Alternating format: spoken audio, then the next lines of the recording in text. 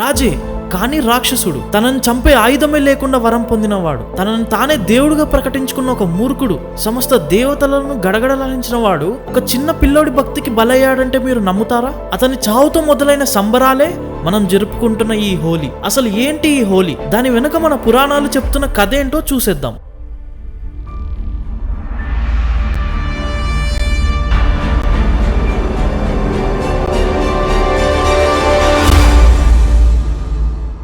ఇది ఒక హిందూ పండగ, కానీ భారతదేశంలో కులమతాలకు అతీతంగా అందరూ ఆనందంగా జరుపుకునే రంగుల పండగ ఈ హోలీ. హిందూ మాసం ఫాల్గుణ పౌర్ణమి రోజున ఈ హోలీని జరుపుకుంటారు. ప్రతి వసంత కాలంలో భారతదేశం అంతటా మరియు ప్రపంచవ్యాప్తంగా ప్రజలు హోలీని ఒకరిపై ఒకరు రంగునీళ్లు మరియు రంగులను చల్లుకుంటూ ఆనందోత్సాహాలతో జరుపుకుంటారు. హోలీ పండుగ అనేది గుప్తుల కాలం ముందు ఉద్భవించిన సాంస్కృతిక ఆచారాలతో కూడిన పురాతన హిందూ పండగ. నారద పురాణం మరియు భవిష్య పురాణం వంటి పురాతన గ్రంథాల్లో ఈ రంగుల పండుగ గురించి ప్రస్తావించబడింది. ఇది పురాణాలలో దాండీన్ రాసిన దశకుమార చరితలో మరియు 4వ శతాబ్దపు చంద్రగుప్త పాలనలో కవి కాళిదాసు రాసిన రత్నావళిలో కూడా ప్రస్తావించబడింది. 17వ శతాబ్దం నాటికి యూరోపియన్ వ్యాపారులు మరియు బ్రిటిష్ వలస సిబ్బందిని హోలీ పండుగ చాలా ఆకర్షించింది. 1947న మన దేశానికి స్వాతంత్రం వచ్చిన తర్వాత కులమతాలకు అతీతంగా జరుపుకున్న ఈ పండుగ రోజున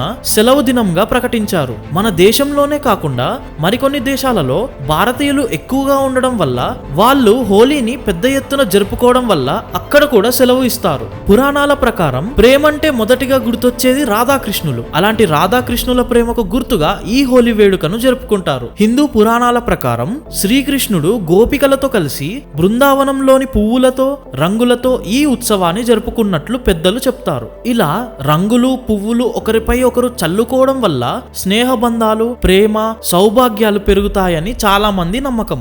దీన్ని డోలోత్సవం లేదా డోలికోత్సవం అంటారు. ఈ వేడుకలను గుజరాత్లోని బర్సానాలో ఎక్కువగా జరుపుకుంటారు.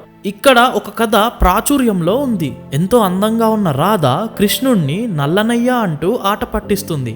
దాంతో చిన్నబోయిన కృష్ణయ్య యశోదమ్మ దగ్గరకు వెళ్లి తను నల్లగా ఉన్నానని రాధ అంటుందని చెప్తాడు. దాంతో యశోదమ్మ చిన్నగా నవ్వి నువ్వు వెళ్లి రాధకు రంగులు పూయి, అప్పుడు తన మొహం కూడా రంగులతో నిండి ఉంటుందని సలహా ఇస్తుంది. అది విన్న కృష్ణుడు రాధకు రంగులు పూస్తూ ఉంటాడు.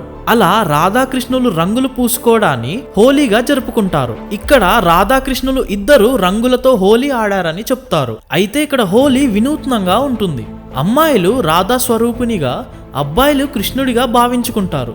తమకు రంగులు పూయడానికి వచ్చిన అబ్బాయిలను అమ్మాయిలు కర్రలతో కొట్టేందుకు ప్రయత్నిస్తారు. దీన్నే లాత్మార్ హోలీ అంటారు. హిందూ పురాణాల ప్రకారం మరొక కథ.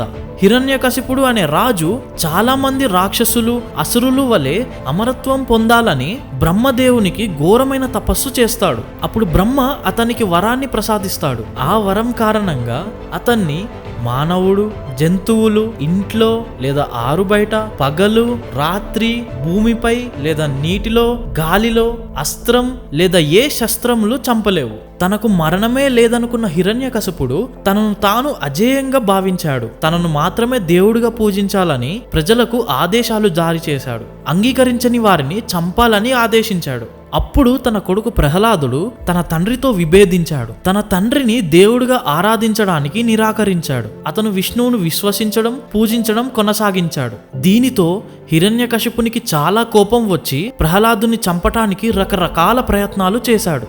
విషాన్ని తాగించాడు, ఏనుగులతో తొక్కించాడు, పాముల మధ్యలో నిలబెట్టాడు. అయినా ప్రహ్లాదునికి ఏమీ కాలేదు. చివరకు ప్రహ్లాదుని చంపడానికి తన సోదరి అయిన హోలికను పిలిచాడు. ప్రహ్లాదుని చంపమని ఆదేశించాడు. హోలికకు అగ్ని ప్రమాదం జరగకుండా ప్రత్యేక వస్త్రం ఉంది.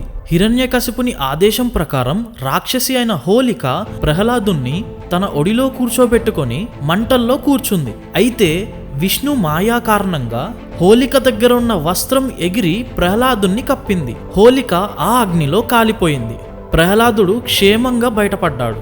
విష్ణువు నరసింహ రూపంలో, అంటే సగం మానవ రూపం సగం సింహ రూపం, సంధ్య సమయంలో అంటే పగలు కాదు రాత్రి కాదు హిరణ్యకశిపుణ్ణి గమ్యం వద్దకు తీసుకెళ్లాడు. ఇంటిలో కాదు బయటకి కాదు, అతని ఒడిలో అది భూమి కాదు, ఆకాశం కాదు, నీరు కాదు. పడుకోబెట్టి ఆపై హిరణ్యకశిపుణ్ణి తన సింహపు గోళ్లతో పెకిలించి చంపాడు. అప్పుడు మానవులు హిరణ్యకశిపుని భయం నుండి విముక్తి పొందారు. ఇది చెడుపై మంచి గెలిచిన విజయంగా ప్రజలు పండుగ చేసుకుంటారు. హోలిక అనే రాక్షసి మంటల్లో దహనం అవడం వల్ల హోలిక దహనం జరుపుకుంటారు. ఇలాంటి మరెన్నో భారతీయ చారిత్రక విషయాల గురించి తెలుసుకోవాలంటే ఇప్పుడే మన ఇండియా ఛానల్ని సబ్స్క్రైబ్ చేసుకోండి.